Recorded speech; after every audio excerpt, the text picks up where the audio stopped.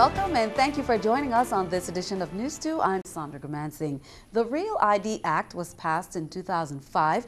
The federal law placed numerous requirements on states, setting standards on which paperwork drivers must present in order to obtain a driver's license. Eventually, the IDs will be required to fly or enter a federal building, but the implementation date has been pushed back for many states and territories. Where does the VI stand? News 2's Erica Bivens has details. Only 13 states have met the standards of the Real ID Act of 2005 for driver's licenses and ID cards, according to the Department of Homeland Security, and we're not one of them. But Bureau of Motor Vehicles Director Jerry Brown says we're close. Yes, 39 benchmarks, 39 requirements for that new driver's license. So far, we have around 35. The balance of it is up to the software vendor to complete it. When they complete it, it's only then we can complete it. In March 2011, the compliance date was pushed back to January 15, 2013. But many states and territories have received more time, including the Virgin Islands. We don't have an exact date on when we will be fully compliant. Fully compliant means when we meet the 39 benchmarks. But we're looking around the summertime, June, July time frame. That's what I could project to start giving out or issuing the new Real ID driver's license. Brown says to disregard ads on the airwaves about getting a new ID for now because they don't yet have them. However, there's good news for drivers because you won't have to spend extra money getting a new ID immediately when they do come out, since your current license will still be valid until it expires. When we do have the new card, we have it, online given out. If some people may want it, so it's going to be up to them, but they don't really have to. So they will most likely keep that driver's license, and then when it expires, we will get the Real ID driver's license. And that's because the BMV currently asks for the same documents that would be required if you were asking for a Real ID. The driver's license that we currently issue is equivalent to a Real ID driver's license. DHS will announce an updated list this fall with a schedule for phased-in enforcement. For more information, visit dhs.gov or visit usvibmv.org. For News 2, I'm Erica Bivens. In the meantime, anyone applying for or renewing a driver's license is encouraged to call the BMV office in their district before going in to ensure they have the proper documents. While the 29th legislature is closing out on a positive note as members celebrated 13 honorees Wednesday morning on St. Croix by presenting legislative resolutions at a permaplaque ceremony to honor their contributions to the community. News 2's Janisha Jan brings us more from the plaque ceremony.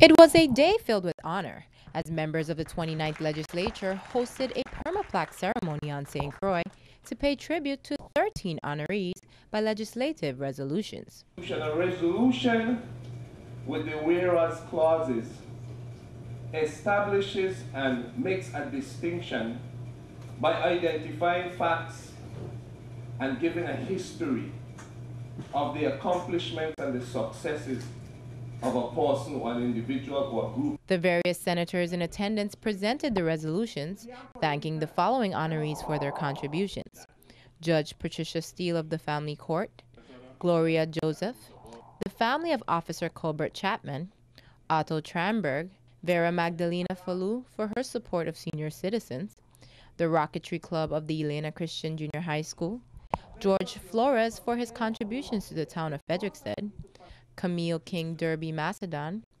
musician Eddie Russell, pro tennis player Christopher Michael Tutine Elian, the Virgin Islands Special Olympics team, Eddie Ortiz for his contributions to children, and Dr. Yosef Ben Yakanan for his international influence. All of the honorees expressed gratitude for their recognition, a recognition that oftentimes isn't expressed enough. For too long, we have waited for that stamp, that external stamp of approval. We need to learn about the internal stamping of ours. A recognition that many say closed the 29th legislature on a positive note. To close on such a very positive note, where we point out individuals who have made significant contributions to this community, people who I revere in the community, and who we hold in high esteem. Janisha Jan, News 2. The 29th legislature will also hold a permaplaque ceremony to honor several individuals and groups on St. Thomas this coming Thursday at the Earl B. Otley Legislative Hall. Government employees are about to be challenged physically. The Division of Personnel, together with Cigna and the government's Health Insurance Board, will be launching an 8-week walking challenge for active and retired members to help improve their quality of life and their insurance costs. News 2's Erica Parsons has that story. Step by step, government employees and retirees will be walking their way to better health come January 14th. That's when their Just Walk 10,000 Steps a Day initiative kicks in. It's a walking program for employees. They're able to track, actually they receive pedometers and they're able to track their steps and record their progress over the course of 8 weeks. The new initiative is part of Personnel's wellness program, whose mission is health, helping employees achieve long-term health, and they started that campaign last fall. Last year, we launched the actual wellness programs by hosting a health and wellness expo at the UVI Sports and Fitness Center. It was in September. We held it on both campuses, actually, of UVI. And that was kind of an outreach to employees so that they can see the different options available to them in terms of health care and wellness. Personnel has partnered with the Government Employees Health Insurance Board and Cigna to help employees get fit, but that's not the only benefit to starting this program. WAPA's employees have participated in the 10,000 Steps program for 2 years in a row, and their officials said after the first year, their insurance rates stayed the same, and they got more money for their wellness program from their insurance company. We've seen our premiums increase yearly, and some of the main drivers of our plan are things like high blood pressure and diabetes and heart disease. So with any activity, any physical activity, even as minimal as walking, that significantly lowers the chance of premature death and these types of illnesses. So while we're not promoting that you'll be able to lower your costs, these costs go up every year. We're hoping to keep it stable. And that's a challenge, keeping insurance costs down after the main one of taking 10,000 steps a day. Everybody's dependent on their height and weight. Their goal will be different for what they want to do. And I don't think employees should be, deterred by hearing 10,000 steps. We're hoping that whatever you start with at the end of 8 weeks, once you've improved, that will be a success in our eyes. Erica Parsons, News 2. The program officially starts next Monday, but to jumpstart the launch, government employees will rally together for a kickoff walk in both districts on Saturday. An ATM machine that was stolen from a Smith Bay business has been recovered from a private residence in the downtown area.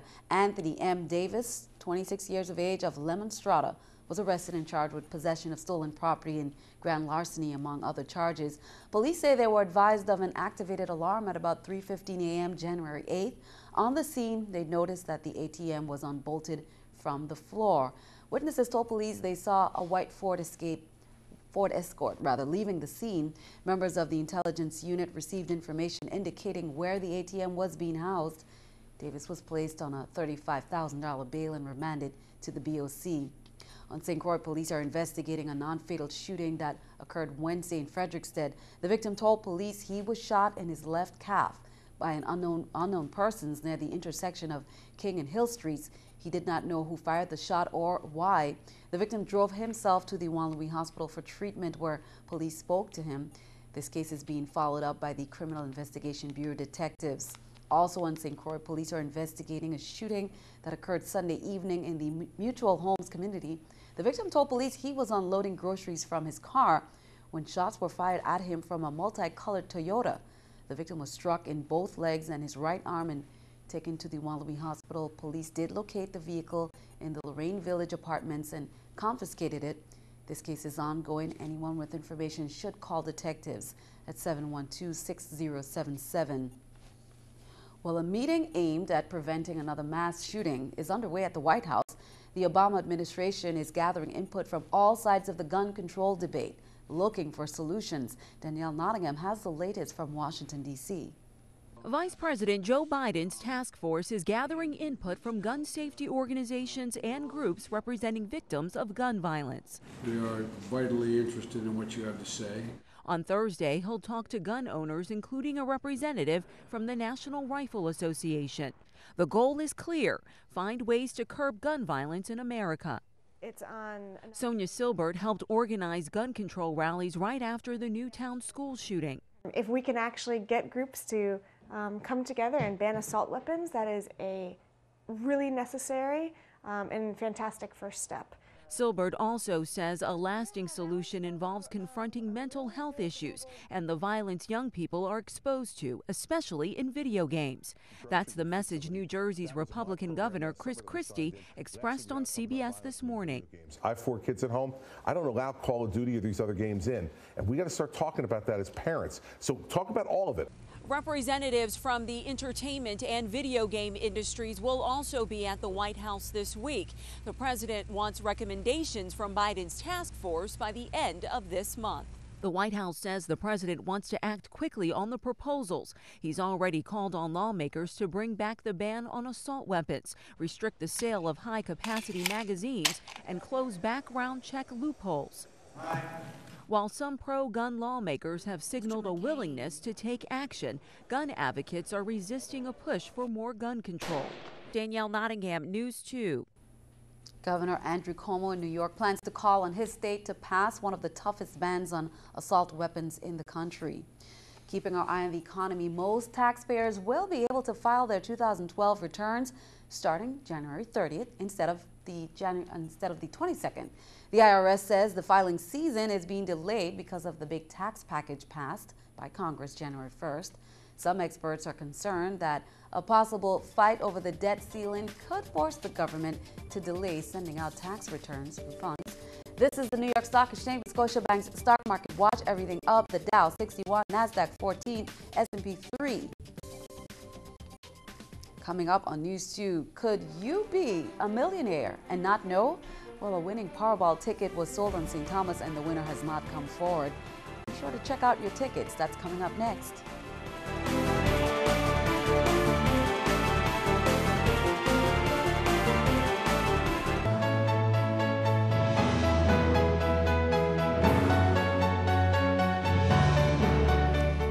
District Judge Curtis Gomez has stepped aside from presiding over a lawsuit asking that the territory's 2012 election results be thrown out. According to Gomez's statement, plaintiffs in the case had asked that the federal judge recuse himself from the case because of a conflict of interest legally deficient. Gomez denied a petition for a temporary restraining order by the plaintiffs to stop the upcoming swearing-in of VI's elected officials. They asked that Gomez step down because of previous rulings and his family ties to Judy Gomez, a VI Assistant Attorney General who was just re-elected to the Board of Education. Gomez reassigned the case to District Court Judge Raymond Finch and defended his involvement in the case by order issued Monday. Well, it's the first time a prize this large has been won in the U.S. Virgin Islands, but no one has come forward to claim the $2 million winning Powerball ticket. As of Wednesday afternoon, VI lottery officials confirmed the winning ticket was sold on Saturday at Pharmacy 1 on St. Thomas, and the winning numbers were 26, 30, 49, 54.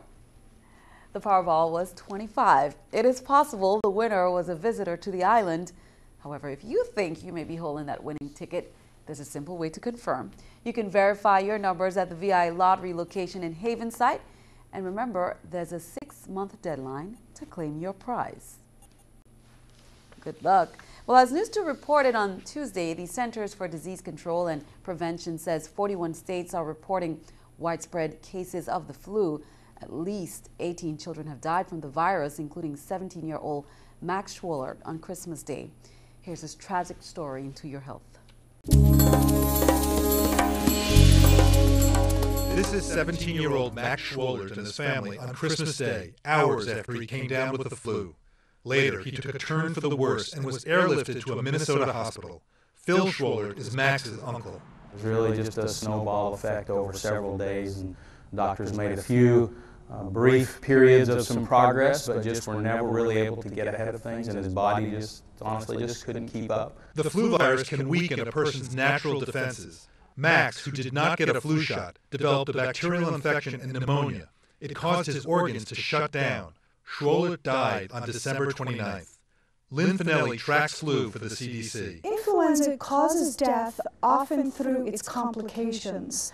Especially in the elderly, influenza causes death through pneumonia, and through exacerbation of chronic underlying conditions. 18 children have died from influenza-related illnesses since the flu season began. It's an extremely early flu season. In fact, we're about 5 weeks ahead of schedule this year. Since 2010, the CDC has recommended flu shots for everyone over the age of 6 months.